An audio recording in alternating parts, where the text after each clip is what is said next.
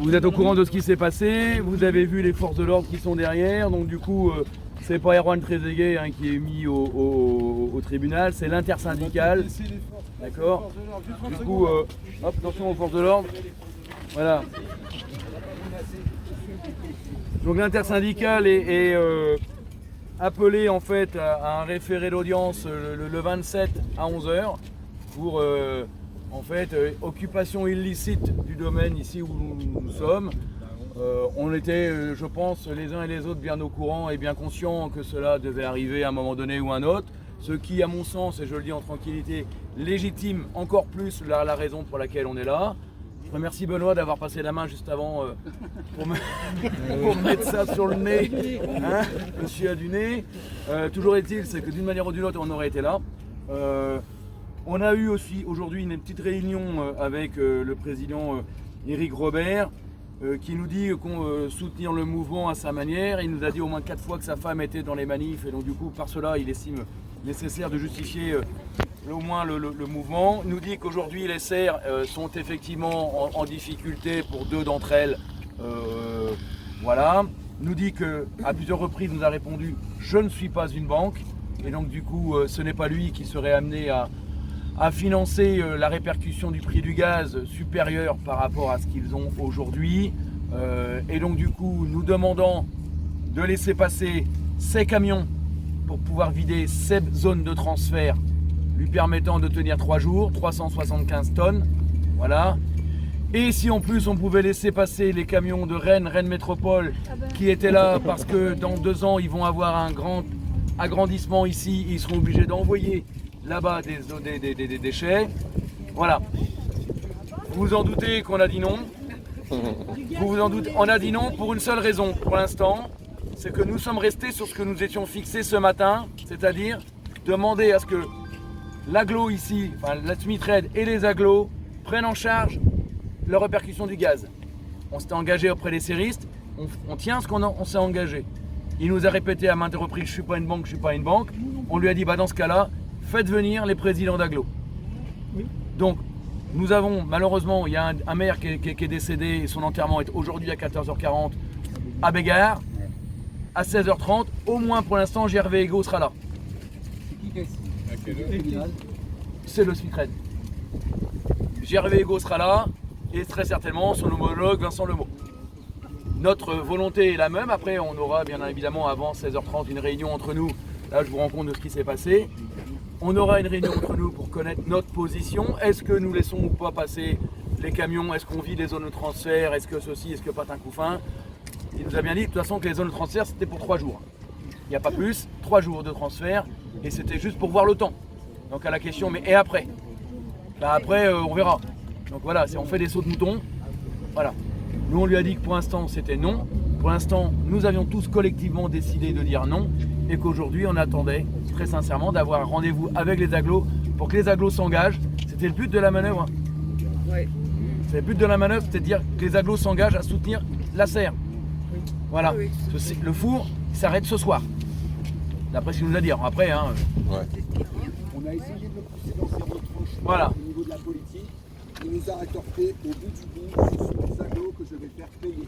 Voilà. C'est pas lui qui prend les décisions, c'est pour ça qu'on a décidé de faire venir les présidents d'agglos et d'avoir une vraie réunion avec eux. Parce qu'on l'a mis devant ses contradictions, de soutenir la grève et en même temps de nous entraver. Voilà. Donc c'est bien les présidents d'agglos qui aujourd'hui ont la main pour dire on a et on va ouvrir les vannes pour vous permettre de payer au moins le surcoût des serres et de dire ok vous êtes fermés. Voilà.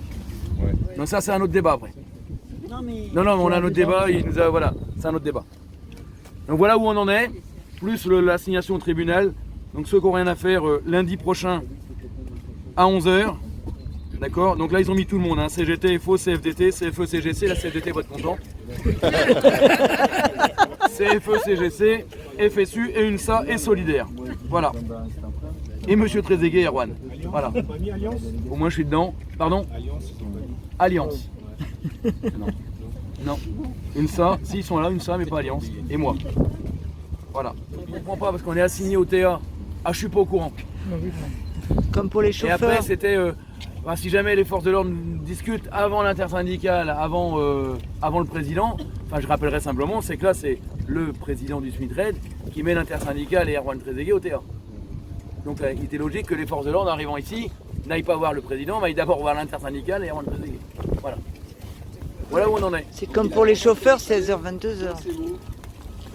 Concernant le recours à la force publique, ouvrez les guillemets, si je le faisais, je le ferais avec l'aval des agglos. Voilà. Oui, oui. Sachant que l'un des deux serait peut-être plus enclin à le faire que l'autre. Il nous a dit que personne n'était enclin à le faire pour le moment, qu'il faudra se tenir au courant des décisions des élus des agglos. Vous avez aussi parlé des intérimaires aussi. Ah, vous savez pas. Des intérimaires qui leur contrat de commissaire, quoi.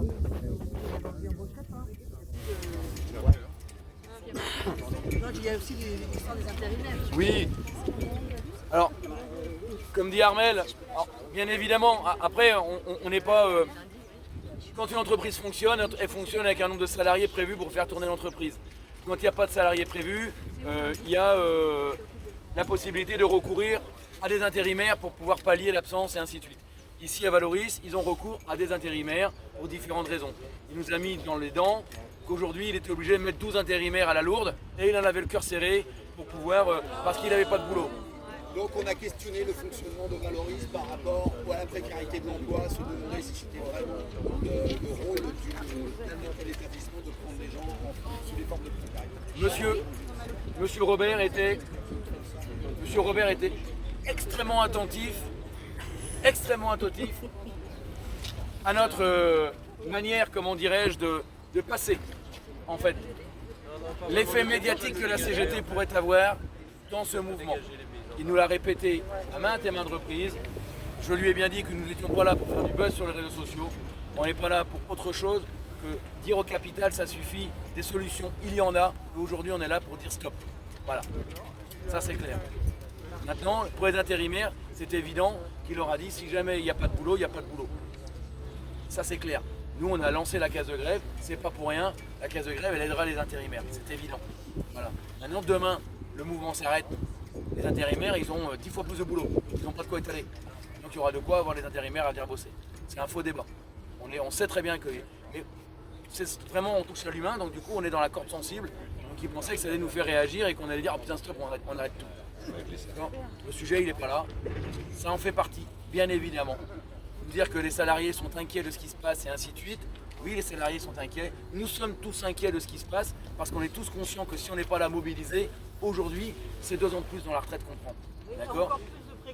Il nous a mis également que l'ESSER, on voulait en a parlé ce matin, l'ESSER travaillait avec les paysans et que les paysans étaient eux aussi en colère et qui faisaient tout pour l'instant pour pas que les paysans viennent ici nous déloger. Voilà. Voilà où on en est aujourd'hui. Merci. Merci Erwan. Il faut savoir que le président Lemo et le président Ego ont proposé depuis mardi au président Robert que si Robert avait besoin de leur présence, ils étaient disponibles. On a bien fait remarquer qu'il avait fallu que nous demandions leur présence pour qu'ils viennent. Mais bon, c'était anecdotique à leurs yeux et qu'ils s'étaient toujours mis disponibles pour eux. Nous avons discuté, et vous vous rendez compte que discuter avec des élus politiques, quand on en a un c'est compliqué, quand on en a 3 c'est encore moins facile. Oui. Qu'aujourd'hui, 4 pardon, parce que nous avions également la maire de je sais plus, commune, Pont-Mélevé. Aujourd'hui, il nous amène que si le four s'arrête, ça va être un coût exorbitant, non pas que pour les collectivités, mais pour les citoyens qui auront une taxe supplémentaire à payer. Voilà. Attendez, où j'entends. Aujourd'hui, il nous demande très clairement si, au vu de ce qui nous amène, comme quoi ça va être exorbitant, on parle de plus de 55 000 € d'arrêt de fonctionnement aujourd'hui, jour par jour, du four, avec bien évidemment derrière la serre. Alors ils ont parlé de la serre, en toute façon la serre, il y a 200 000 balles en rouge sur un redressement, donc du coup elle est quasiment cramée avant même de commencer à faire quoi que ce soit. Donc la question se pose, pourquoi maintenir une serre qui a déjà 200 000 € de dette au niveau de Valoris? La question est très claire, c'est aujourd'hui, ils n'ont pas suffisamment d'alimentation au four pour fonctionner jusqu'à demain, d'après ce qu'ils nous ont dit.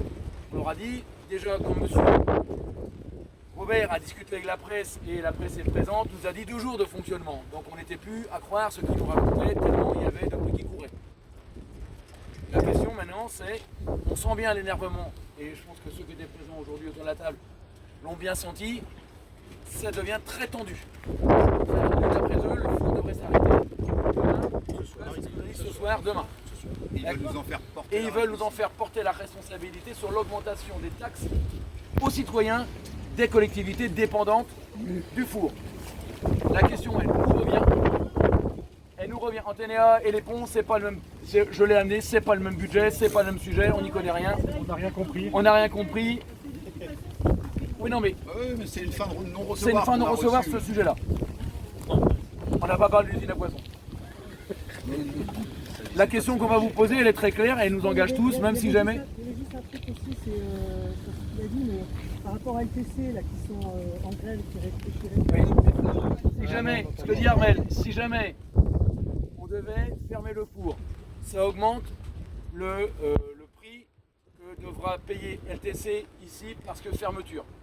Ça remettrait en cause la grève actuelle à LTC.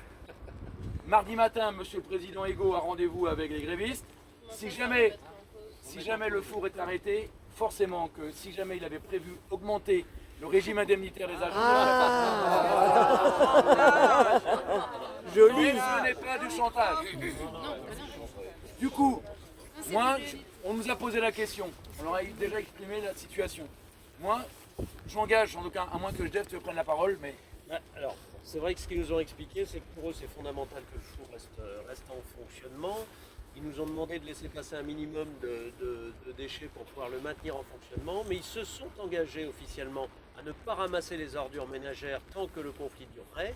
Ils se sont engagés de leur côté à bloquer d'une certaine manière les choses, mais sans qu'on arrête le four, parce que pour eux, l'arrêt du four, ça semble une catastrophe. En tout cas, c'est comme ça que c'est présenté. Une catastrophe économique, j'entends.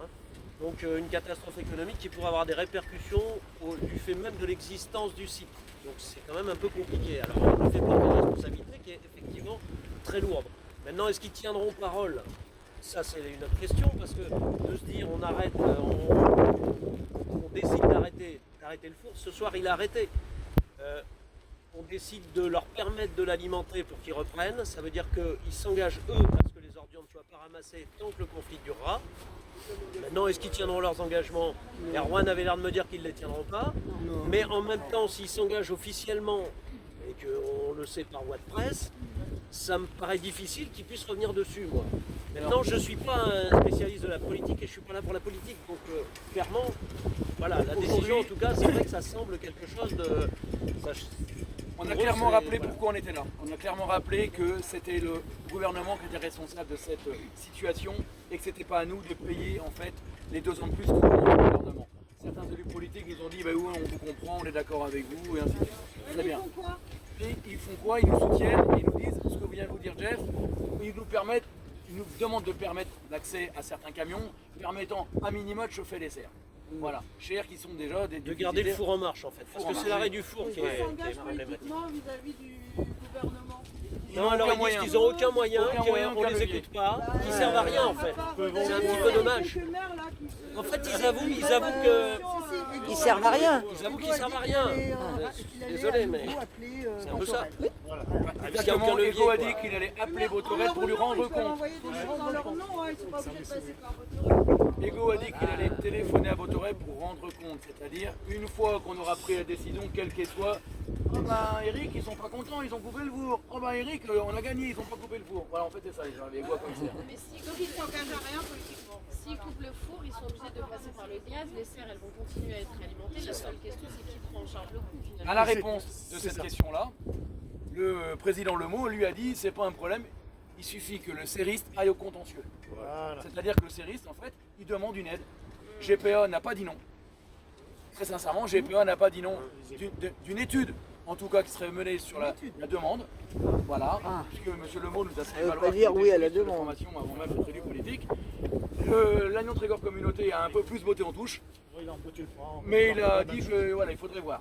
Donc, objectivement, on serait limite de penser que même si la serre est déjà en difficulté financière ou sera en difficulté financière, Elle ne le serait pas plus avec la fermeture du four. Bah, de toute façon, elle serait alimentée par le gaz. Elle serait alimentée par le La gaz. serre, elle ne Oui. serait Mais qui a pris 800% d'augmentation depuis l'année dernière, donc ça pose problème. Oui, oui, bien sûr, mais la question c'est du fait de leur contrat, est-ce que c'est à l'aglo de prendre en charge ce surcoût ou est-ce qu'ils ont le droit de le faire retourner sur les serres? L'aglo GPA a déjà voté un surcoût au niveau de taxes des déchets pour Valoris suite au conflit social mardi dernier en conseil d'administration, je l'ai dit monsieur Lemont. Donc il a déjà prévu. Non mais il a déjà prévu. C'est les citoyens qui payent. Donc la question qu'attendent. C'est un autofinancement en fait tout ça. C'est un autofinancement. Un cercle vertueux. De toute façon, quand on entend dire que le site serait amené à fermer, je crois que nous tous ici produisons les déchets tous les jours. Donc ça, c'est une belle connerie parce que de toute façon, la France, on est bien d'accord, ils seront obligés d'en faire quelque chose et les décharges à ciel ouvert, c'est un petit peu interdit. On est bien d'accord. Ils seront privés, oui, mais bon. Actuellement, toutes les zones de transfert, elles sont full. Hein. C'est ce qu'il mettait en avant d'ailleurs, hein, le fait que le privé puisse prendre le relais. Et Rudy, Eric il en a Robert parlé. est prêt à lâcher les thunes qu'il gagne ici pour les. Bah, là, ils équilibrent, c'est tout, tu comprends, parce que c'est un service public, c'est ce qu'ils disent. Ici, ils équilibrent, alors que bon, bah, si c'est Veolia, ça nous coûtera encore plus cher en tant que citoyen, parce que ça sera privé. Bon, ça peut s'entendre, c'est peut-être vrai. Moi, voilà. Ouais, mais c'est une délégation de service public. Donc, Oui, bien sûr. Et puis la REP, c'est national, donc ils en ont pas parlé, mais on aura l'occasion d'en reparler. Donc, Bien. On va vous poser une seule question. Déjà, qu'est-ce qu'on fait? Ça, on a déjà répondu hier, mais est-ce qu'on va jusqu'à l'arrêt du four? Oui ou non? Oui. Qui est pour? Je ne crois pas que ce soit une question qui va tenir le plus longtemps, parce que si jamais ce soir on vote dire on restera là jusqu'à ce que le four soit arrêté, en fait, après on n'a plus de raison de rester. Le four il est arrêté, il est arrêté. Voilà. Le problématique, c'est derrière le coût que ça va avoir pour les collectivités, et c'est ça que nous mettent en avant les élus politiques. C'est nous. Non, mais c'est nous, oui, nous l'ont on est bien bien d'accord, rappelé, c'est nous d'ailleurs. l'ont bien dit et en long, large, en travers. Maintenant, la question, c'est donc qu'elle est renvoyée à chacun d'entre nous et d'entre vous, en fait. Mais attends, si on prend le scénario d'arrêt de four, comment ça redémarre un four? Faut remettre Comment ça redémarre? Ça redémarre au bout de 80 heures de chauffe par une fourniture de gaz, et c'est, je sais plus combien, Entre 25 et 30 000 25 euros. 000 25 et euros, 30 000 euros de gaz, Rien qu'en gaz. en fait. Là, il s'auto-alimente le four. C'est Là, ça. actuellement, il s'alimente avec les déchets. Et pour pouvoir le mettre en chauffe, Il faut qu'il atteigne 800 degrés pour pouvoir remettre des poubelles dedans. Donc à partir du moment où il est éteint, il faut le remonter en chauffe jusqu'à 800 degrés avec du gaz. 10 degrés par heure, donc 80 heures de chauffe, avec du gaz strictement qui leur coûterait entre 25 et 30 000 euros. voilà. Juste ça, mais l'arrêt coûterait plus de 400 000 euros. Tous les ans. Est-ce qu'on a quelque chose à branler qui perd de 50 000 balles? Ça serait plus que ça. Hein. Moi, après, voilà, Le coût global, il l'estime à 1 million d'euros. Hein, quand même. Ils évoquaient à un moment donné, On parlait d'un coût global d'1 million d'euros hein, pour l'opération. Là, dans ce qui Elle peut le faire. déjà Au été total, fait, depuis ce qui a été fait jusqu'à là, si le four s'arrête, ça ça sera pour les citoyens, a priori pas loin d'1 million d'euros. on leur a posé la question, ils ont dit que c'était pas possible. Pour eux, les collectivités n'arriveraient pas à survivre. là, rien que là, déjà, avec un mouvement comme ça, t'as déjà pris. Ils repassent que tout sur les citoyens. dans ta gueule. c'est qu'ils veulent nous faire porter une augmentation des taxes. À venir, mais c'est ça. ah peut-être. En fait, Marwan, voilà. Là, les deux options, c'est quoi? C'est soit le four s'arrête, et comme tu dis, notre présence, elle a plus de. Ben, elle a moins d'intérêt. Ou alors, on reste là. Et on laisse passer quelques camions pour que le four continue à tourner. Moi, ce que je dis, et ça va répondre à Brigitte en même temps, c'est qu'aujourd'hui, on est arrivé à, s'il vous plaît, on est arrivé à 4 jours de grève, 4 jours de blocage de site, filtrage, parce que c'est pas un blocage. 5 Là-dessus, augmentation des taxes et nous la faire payer d'une manière ou d'une autre, au principe de l'arrêt du four, ou même pas de l'arrêt du four, du blocage actuel. Ça, j'en sais rien. Ça, je sais pas si jamais effectivement ils ont prévu l'augmentation des taxes à venir ou pas. Voilà. Moi, la question, en fait, il va falloir répondre pour pouvoir leur donner la réponse, c'est est-ce que vous estimez aujourd'hui, au bout de 5 jours, qu'il faille rester là demain pour continuer à bloquer le four et on continue jusqu'au bout et on bloque le four? Ou est-ce que vous dites, bon, en fait, on a mis un sacré bordel entre guillemets, on a mis un sacré coup à l'économie Et on arrête là. Ah non. On continue. Ça veut dire peut-être faire une note. Non, mais attends. On est d'accord de dire qu'aujourd'hui, ce que nous menons depuis lundi, c'est pas vain. Ce qu'on mène depuis lundi, on a permis à pas mal de services de se mettre en grève et de prendre conscience qu'il était nécessaire de se mettre collectivement en grève. Pourquoi? Pour dénoncer cette réforme. On est aujourd'hui contre la réforme des retraites. On est aujourd'hui contre la réforme des retraites et on a trouvé comme moyen pour nous faire entendre et essayer de faire bouger les choses, de venir bloquer l'outil de travail qui était Valoris. On est bien d'accord. L'objectif que nous avions annoncé, c'était bien l'arrêt du four. Aujourd'hui, on se rend compte, après discussion avec les élus politiques, que l'arrêt du four, même si pour certains et pour beaucoup, peut-être, je ne sais pas, c'est l'objectif final, derrière, ça apporte quoi? Derrière, ça apporte l'arrêt du four, des sommes répercutées sur les salariés, et les agents et les citoyens des collectivités dépendantes de Valoris. On est bien d'accord. Maintenant, la question que je vais vous poser, elle est toute simple. Si nous demandions aux politiques ici présents, déjà, de s'engager politiquement et dans la presse à nous soutenir contre la réforme des retraites. Et tout ça, on pourrait le faire. On a la presse qui est ici aujourd'hui. Oh, tête de la presse, elle est terrible. Oh putain. Elle n'y croit pas non plus. Elle est où la presse? Elle est où la deuxième presse qui aurait pu filmer celle-ci? Parce qu'elle est bonne. Oh pétard. Vous filmez, hein, j'espère. D'accord. C'est une déclaration solennelle. Alors, parce qu'on peut demander, on peut leur demander. Alors je sais que pour beaucoup, et j'en fais partie, la parole des politiques, c'est pareil que pisser dans un violon. Ça fait pas beaucoup de bruit et ça fait pas de notes. D'accord?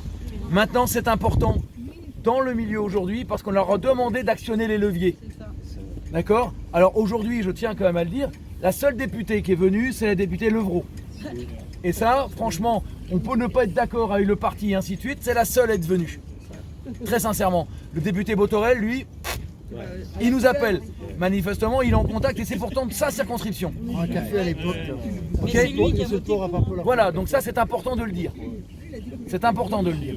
Moi aujourd'hui, je vous demande, est-ce qu'aujourd'hui, on leur demande de s'adresser à la presse et de nous faire un écrit comme quoi, politiquement, ils s'inscrivent dans le fait de dire on dénonce cette réforme et on veut que cette réforme cesse. Et juste une chose, je crois qu'il faut aussi demander au président de l'AGLO, puisqu'il a mis ça en balance, le régime indemnitaire des Ah oui, non, mais oui, bien sûr, oui, non, mais ça tombera d'une manière ou d'une autre. Si le four s'éteint pas, ça tombe. Et puis peut-être qu'ils s'engagent aussi dans la presse, parce qu'ils nous ont dit, à ne pas aller ramasser les ordures tant que le conflit dure. C'est ça. Ah ouais, c'est ça. Ça vous va? C'est ça. Ça, c'est juste important ce que tu viens de dire en fait. C'est très très important qu'ils écrivent, ce sera retranscrit dans les journaux, qui ne veulent pas aller ramasser les poubelles. Prennent 2 engagements. Et les taxes également. Il n'y a pas d'augmentation de taxes. Il n'y aura pas d'augmentation de taxes si jamais le four ne s'arrête pas. Non mais Ils le disent publiquement. Qu'ils écrivent et ils vont avoir un communiqué de presse et alors, on peut attendre qu'on revient. La question elle est simple. On va leur demander, je vais aller avec Jean-François Alain qui aime bien parler, il parle mieux que moi. On va bien leur dire ce que vous venez de nous dire. On peut mieux aller à 2 parce que des fois on oublie, au moins 3, des fois on oublie moins. La question c'est évidemment si jamais ils refusent. On est là-bas. On est là-bas. Le four alors. On est d'accord, attendez, hein, c'est important.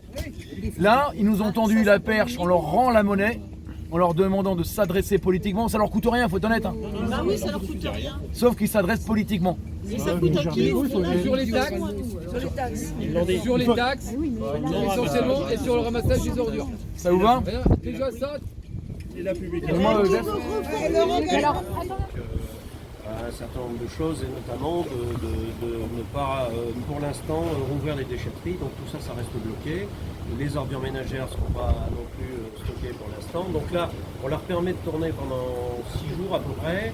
On refait une réunion la semaine prochaine avec eux et l'ensemble des acteurs qui sont là aujourd'hui, donc y compris les présidents d'agglo. Voilà, enfin, normalement ça doit avancer dans le bon sens. Après, concernant les taxations. Les taxations, ça on n'en a pas trop parlé, mais je pense que de toute façon je ne les sens pas retaxer parce que là ils seraient... Mais le ramassage concrètement, il s'accorde à le bloquer jusqu'à quand? Alors il s'accorde, en tout cas Valoris s'accorde à n'accepter aucune benne venant du ramassage. Alors même si le ramassage est reparti pour une semaine jusqu'au 31 de ce mois-ci, ils s'engagent à ce que tout soit pour l'instant Donc là, ils ont juste de quoi faire tourner pendant une semaine. On leur autorise à faire tourner pendant une semaine. Les serres seront chauffées, les ordures des hôpitaux seront récupérées. Normal, ouais. Normal. Qu'est-ce qu'on leur a autorisé aussi un camion de soufre pour la combustion pour éviter la pollution.